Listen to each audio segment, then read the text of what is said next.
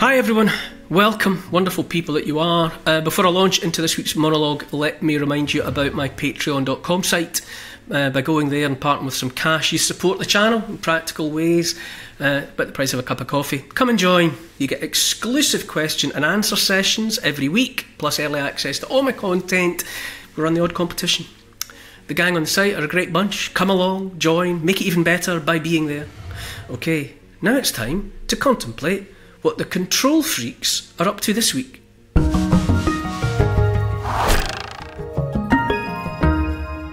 Fear is the enemy, but perhaps not in the way you might think. Obviously, we are bombarded with things intended to frighten us into compliance with authority. The fear porn of propaganda of the sort relentlessly pushed by the mainstream media. A good friend of mine, a podcaster and political commentator, Kevork Almassian, reminds me always to allow for how pernicious and effective has been the psychological warfare waged against us by the enemy. He says the psyops have been more sophisticated, crueler, more effective and more prolonged than any others in history, and I am inclined to agree with him. People are understandably frightened by creeping war, talk of climate crisis, diseases real and imagined, and most recently, here in Britain, among other places, by the obscenity that is digital ID. When I say fear is the enemy, I mean it literally, in that the enemy we face, disguised as leaders, is fear embodied. The enemy is terrified, even of its own shadow. More than anything, those spineless cowards are mortally afraid of us, the general population. Many feel fear now, on behalf of their children, perhaps more than anything else. But I tell you now that when it comes to fear, it was the enemy ranged against us that, as it were, blinked first. As long ago as the 19th century, self-declared elites began organising against their fellow human beings, plotting nothing less than their elimination. As useful as any other marker is the founding of the Fabian Society in London in 1884. Socialism hardly starts there and then, of course, but the Fabians have been working relentlessly towards the culling of the many ever since. Here's George Bernard Shaw, socialist, eugenicist and darling of early 20th century lovies, describing in cold blood what his fellow socialists thought should happen to the likes of you and me. I object to all punishment whatsoever. I don't want to punish anybody. But there are an extraordinary number of people whom I want to kill. Not in any unkind or personal spirit, but it must be evident to all of you, you must all know half a dozen people at least, who are no use in this world, who are more trouble than they are worth. And I think it would be a good thing to make everybody come before a properly appointed board, just as he might come before the income tax commissioners, and say every 5 years or every 7 years, just put him there and say, "Sir or Madam, now will you be kind enough to justify your existence?"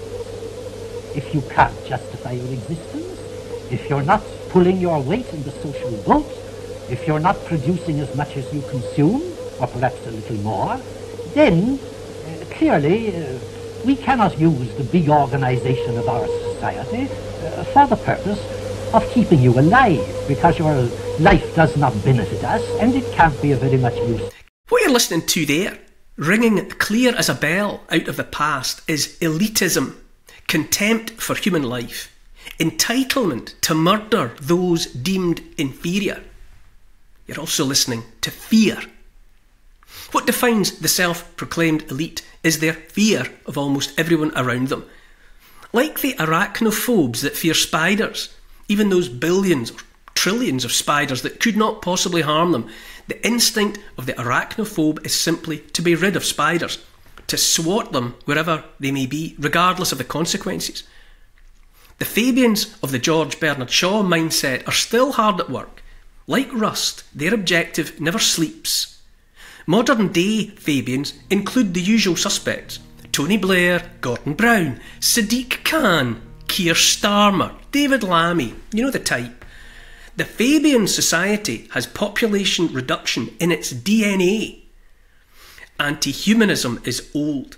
Maybe it's as old as the species, I suppose. But for every force there is, after all, another, equal and opposite. The name Thomas Malthus is familiar to many. In many ways, the founder of modern anti-humanism, that determination about extermination, the murderous insistence that is always with us, that the mass of humanity is like vermin, threatening nature itself, and that any measures to constrain humanity are therefore right and proper. That thinking didn't start with the Fabian Society, but they have been its dedicated advocates. In the years since their founding, their poisoned thinking has metastasised, manifesting as one troubling formation after another. The Council for Foreign Relations, the Bilderberg Group, the Club of Rome, the Trilateral Commission, the World Economic Forum, the United Nations, the World Health Organization. We're invited to imagine that there are competing ideologies in the world: communist, socialist, fascist, Nazi, libertarian, conservative, left, right, centre, whatever. But in truth, they all come from the same place. Same wolves, different sheep's clothing.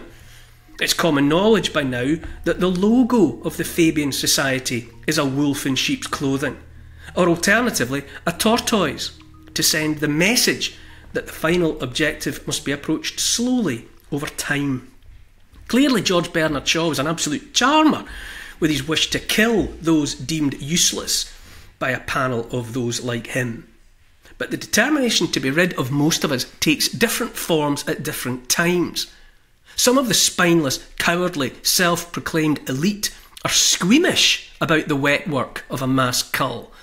They're the sort that can't bring themselves to swat spiders themselves, and so have to get their dads to do it for them.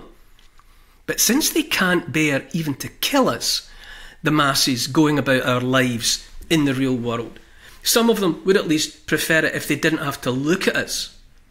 Here is podcaster and investigative journalist Whitney Webb quoting one Curtis Yarvin. Curtis Yarvin, by the by, is close to Peter Thiel, the billionaire technocrat behind Palantir, the software that enables the harvest of all possible data about you and me, so that the self-proclaimed elite can invite themselves to watch and know every detail of our lives in real time. Take it away, Curtis. This is his opinion on what should be done with undesirable elements of society or adults who are not productive members of society. He said, quote, "Our goal, in short, is a humane alternative to genocide.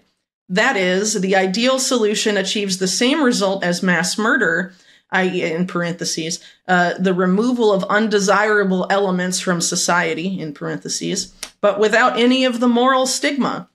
The best humane alternative to genocide I can think of is not to liquidate the wards, meaning people, either metaphorically or literally, but to virtualize them. A virtualized human is in permanent solitary confinement, waxed like a bee larva into a cell which is sealed except for emergencies. This would drive him insane, except that the cell contains an immersive virtual reality interface that allows him to experience a rich, fulfilling life in a completely imaginary world." This is what we're dealing with, folks. British statesman Alfred Milner was another sympathetic to Fabian thinking. Milner was the heart of a group of politicians, aristocrats, fellow statesmen and the like, who fomented world war in pursuit of their fantasies of control. But since the 20th century, even with all its horrors, didn't kill enough people, the final solution had to wait until technology caught up with ambition and design. The anti-human effort has been tireless all the while, as well as fomenting world war, parts 1 and 2 so far, part 3 incoming perhaps. As well as forever war, the insidious work of the anti-humans has reached its tentacles everywhere. The Fabians have infested and so taken over every institution of state, most governments here and around the world. Their tactics saw to the institution of the welfare state that finally bankrupted Britain, as it was supposed to. Education was hijacked so that children might not be taught to think, but brainwashed into submission instead. In the West, the secular West, The Christian religion has been ruthlessly targeted. By now, Christians are being slaughtered around the world on an industrial scale. And the very stuff of Christianity, its architecture, churches, cathedrals, Christian morality itself is wiped away like chalk off a blackboard. This, on my part, is not to push religious division, far less religious war. It's no more and no less than the wish to defend the love thy neighbour, protect the women and children, do unto others as you would have done to you, civilization into which I was born and in which I was raised. The white European population is in decline and in retreat. That's a fact. Birth rates have fallen through the floor to the point where populations no longer replace themselves. This does not happen naturally as some or other consequence of evolution. The extinction of the whites is pre-planned and it's working well so far. If I could initiate a single policy, it would be to encourage the conception of as many indigenous European babies as possible, as soon as possible, before it really is too late. This is not about white supremacism. This is about mere survival.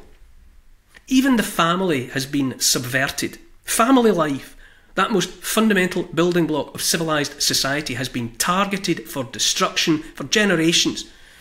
More and more we are atomized as individuals. More and more people living lonely lives, nearer and nearer to that life in cells, gulled by virtual reality, of the sort preached by Curtis Yarvin and his ilk. Which brings us to where we are now, in the 21st century, of total surveillance, total control, central bank digital currencies, and of course, digital ID. I say again, it all comes from fear.